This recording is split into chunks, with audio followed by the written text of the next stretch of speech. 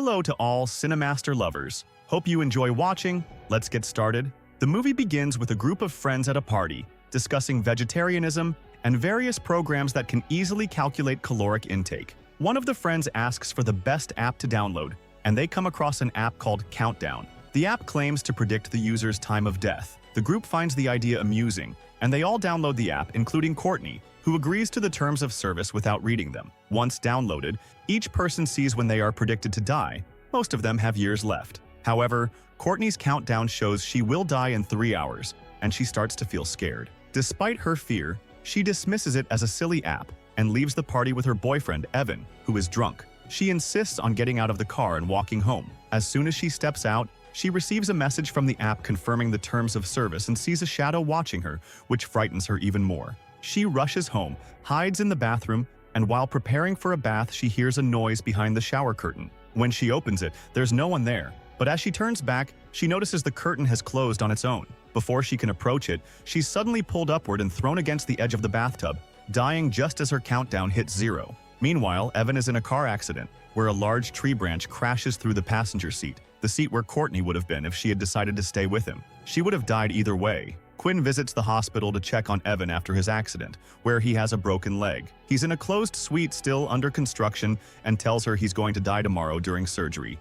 showing her the app that predicts he has 19 hours left, exactly when the operation is scheduled. He recounts what happened with his girlfriend, Courtney, explaining how she was scared to ride with him, as if she knew she was going to die, and ended up slipping and dying in the bathtub that same night. Quinn tries to convince him that the app is fake and not real. After checking on him, she returns to his bed, where the hospital staff has thrown a small party for her success in passing her nursing exams. Her colleague, Scott, is busy eating cake, and someone mentions that sugar will shorten his life. Quinn's thoughts drift back to the Countdown app, which she just learned about from Evan. Scott then discovers he has 53 years left to live, saying the idea is amusing, and he sends the app link to everyone. When Quinn checks her phone, she decides to download the app and accepts the terms without reading them. She finds out she has 2 days left to live. Upon returning home, she has official paperwork from the hospital, including a requirement to bring her birth certificate. She goes to her father's house to look for it. While searching in the office, she hears a noise coming from a closet and opens it, finding her younger sister Jordan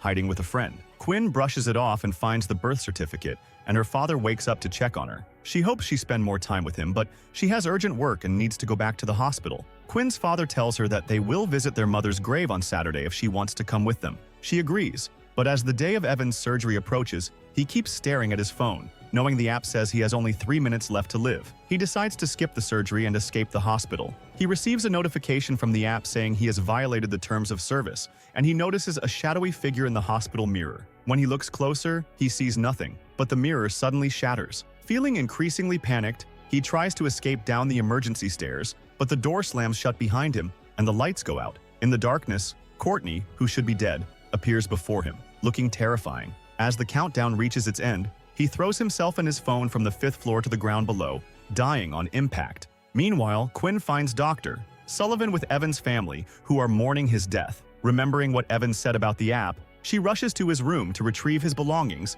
and tries to access the Countdown app on his phone. However, she needs his fingerprint to unlock it, so she heads to the morgue. Once there, she manages to unlock his phone and discovers the countdown has reset to 0. This means she only has 2 days left to live, coinciding with the planned visit to their mother's grave with the family. Quinn calls her father to cancel their Saturday plans, telling him to choose another day. After hanging up, she receives a message from the Countdown app indicating she's violated the terms of service. She notices Dr. Sullivan in the next room, who calls her over to help with a patient in a coma. He tries to make inappropriate advances, but she rejects him and apologizes. Determined to uninstall the app, she searches online and discovers news about Courtney's death and comments asserting the app is real. She watches a video of someone terrified by visions, and when she closes her phone, she imagines Evan screaming at her. After turning on the lights, she finds him gone, feeling increasingly alone and anxious. In a moment of frustration, she breaks her phone and spends the night in her car.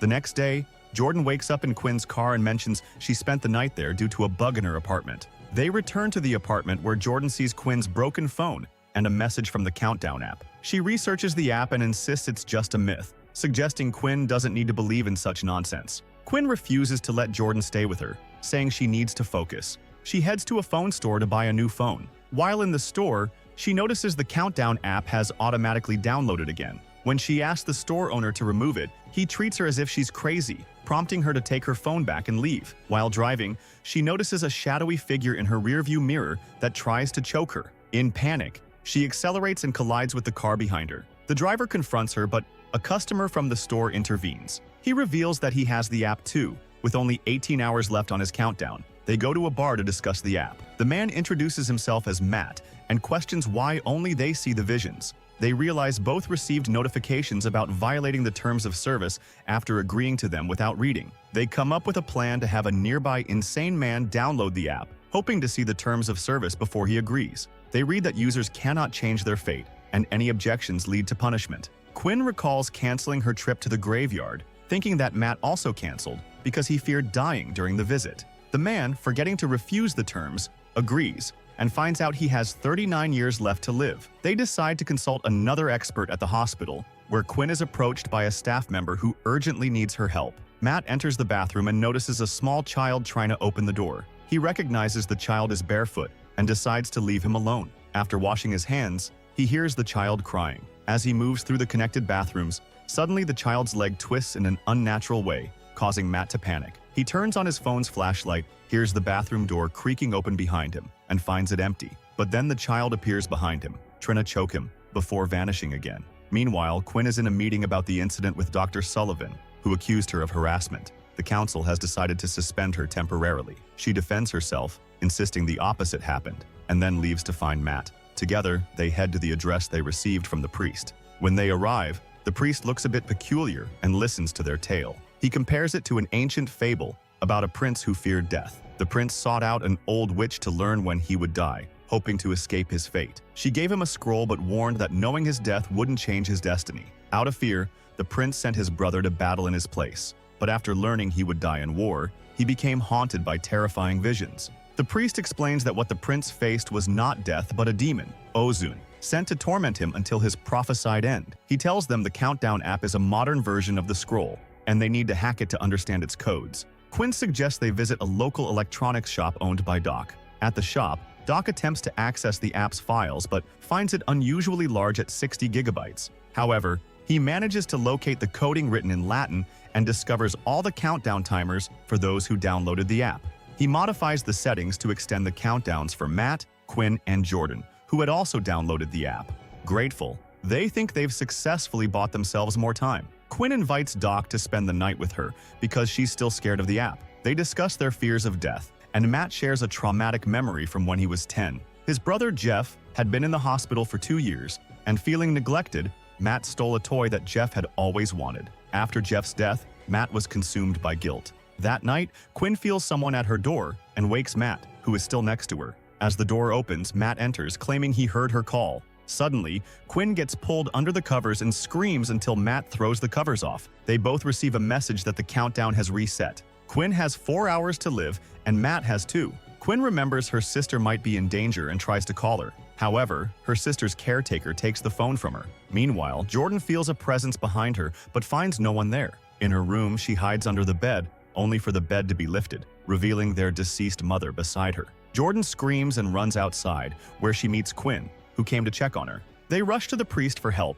Quinn shows him images from the app, and he explains that the app is a curse from a demon. Their mission is to break the curse by ensuring one of them dies before their countdown ends or survives longer through protective rituals. The priest presents a book detailing how to create a protective circle using salt. He has plenty of rock salt stored in the church's basement, which they can mix with paint to ensure it stays in place. They carefully draw the protective circle as the priest blesses the salt to prevent any demons from breaking through. With just 2 minutes left for Matt, the lights go out, and they all huddle inside the circle. Suddenly, the demon appears, unable to breach the circle. It tries to lure Matt out by showing him his brother's toy, but as it reaches for him, a car unexpectedly crashes into him, killing Matt in front of Quinn. In the aftermath, Jordan is injured while escaping and begins to bleed. Quinn rushes her to the hospital and sees news of a train accident, the same train Matt was supposed to take. At the hospital, a colleague offers to support Quinn if she wishes to take legal action against Dr. Sullivan for her earlier harassment case.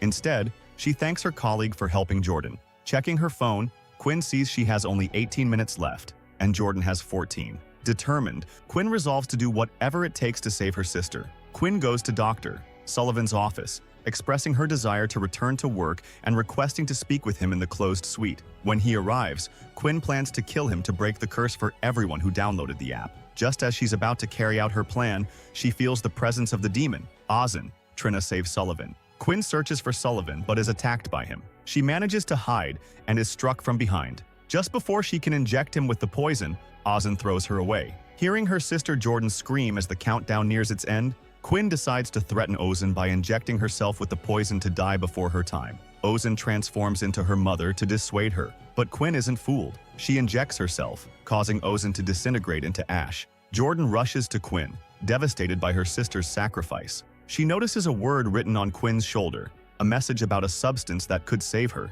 Understanding what to do, Jordan administers the antidote to Quinn, who miraculously wakes up. The countdown on Jordan's phone stops. Later, Quinn, Jordan, and their father visit their mother's grave. Just as they start to find solace, Quinn receives a notification on her phone about a new update for the app. If you liked the video, subscribe to the channel and activate the notification button to get more new videos. See ya!